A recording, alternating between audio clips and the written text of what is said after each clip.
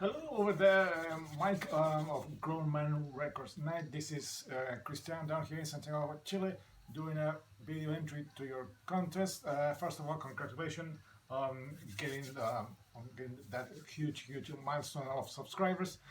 You ask a very simple question, but very cool one. It's under the covers. Yeah, that's the name of the contest. You ask us to show between 3 or 5 or even more records that we bought back in the day or even today. But I don't think that's too much of the things that's happened today. Base it on the cover or the artwork of the record, of the tape, or cassette, or CD. Um, Back in the day, when there was, of course, no internet, no Spotify, no MTV, no nothing, or even a few magazines, you just go to a record shop and you start flipping through the bins and you end up buying some good things. No, sometimes you get stuck with a record that you don't like just because you thought it was a cool one based on the cover. So here I have 1, 2, 3, 4 vinyl and 3 cassettes from back in the day that I would like to show and submit to your to this contest. So without further ado, I'm going to start with the tapes. These are very old tapes from my home country. These are Chilean presents from back in the day. Some of them are in Spanish, as they used to do in the early 80s. Everything is translated to Spanish, like this one. This one is from a heavy metal band from Canada, and of course it's Helix. I bought this one back in the day. As you can see, this is Walking on the Razor's Edge. Everything is translated. I have shown this a couple of times. Everything is, I don't know if you can focus. Everything is translated in Spanish to Spanish. Sorry, there it is. This one is still in a really good condition, and the J card, very simple. This is 1984, and it's from back in the day. It still plays really good. That was one that I have no idea, and I bought it just for the cover. That's number one. This is number two, Token. Back in the day, I saw this artwork and I thought, oh, well, that's cool. That's a big hand, kind of dragon hand or a monster. I don't know. This is, of course, 2008. This is I have seen this one with an alternate cover. This is one that I'm used to, but it's of course the one with Alone Again and Without Warning, and When Heaven Comes Down. Again, very simple J card, and everything again is in Spanish tape. It's a white tape. Next one. This is from 1990, I think. Yep. This is now everything is not printed in Spanish, it's or in English. This of course is Dangerous Stories and Hellacious Acres from back in the day, as you can see. I don't know if it's focus. Oh, focus. No.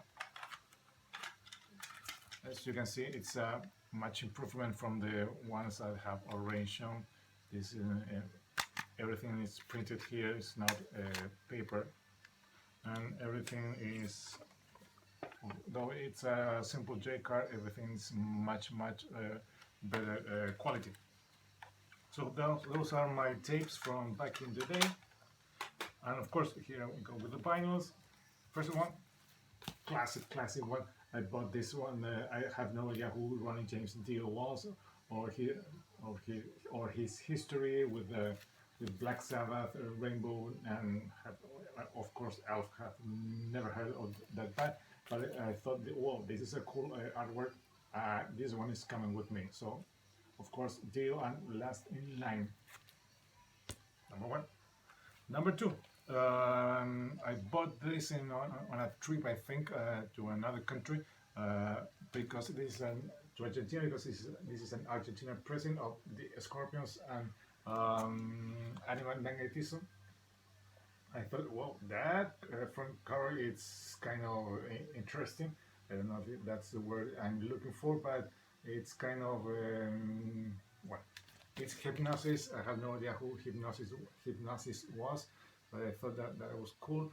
I think this is what the inner was. This one does not have any inner. It's just the record. So there it is. And these Scorpions from the late, this is 79, I think. Yes, I think this is 79. So Scorpions and magnetism. Next one, I bought this because I thought, well, that is a cool cover. Have never seen this band before. Later, I knew who they are. They are still playing shows. I think they are going to start their farewell tour. This is the biggest Spanish heavy metal band of all time. This is the name of the band is Barón Rojo. If you can see here, and the album, the biggest album, it's Brutal Volume or Volumen Brutal in Spanish. The thing is, I bought this album and I thought, well, that's odd. Everything is in English. They being a Spanish band, they are supposed to be singing in Spanish.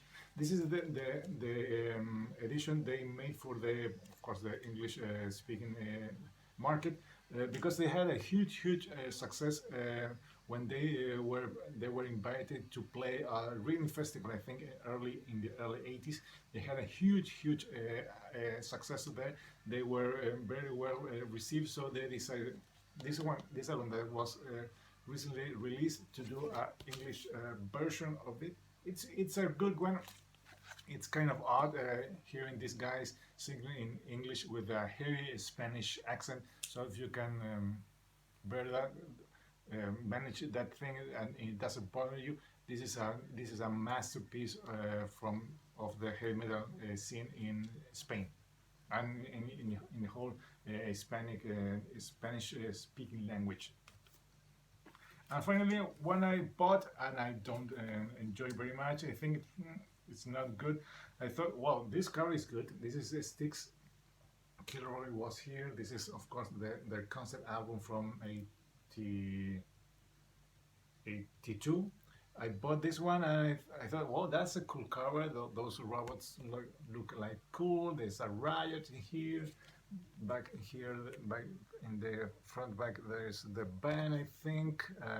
This guy looks cool, but it's not that good as a record. It was very made a lot of conflicts in within the band. It made a split between them and between the rest of the musicians, and of course Dennis DeYoung. This created a lot of turmoil, conflicts within the band, and it's not that good. I am not a huge fan of Styx either. I'm not very familiar with their early material or the newer they have put out, but yep. This one is one I bought with thinking that's a cool album, but to me it's not that good.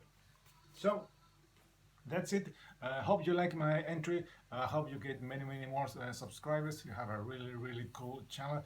I have discovered recently. This is Cristiano here in Santiago, Chile, saying goodbye. Till next time. See ya.